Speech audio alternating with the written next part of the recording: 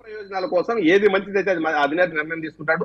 సీట్లలో ఎటువంటి వివాదం ఉండదు. జనసేన టీడీపీ మీరు చాలా పొత్తులు చూసింటారు, ఇంత స్మూత్ గా ఎక్కడ ఒక్క డిస్టర్బెన్స్ లేకుండా Janasena TDP seat sharing clear అయిపోయింది. బీజేపీ ఏముంటుందో మా అధినేత ఈ రోజు ఢిల్లీకి పోయినాక క్లియర్ అవుతుంది. అది కూడా ఎటువంటి ఇబ్బంది లేకుండా క్లియర్ అవుతుంది.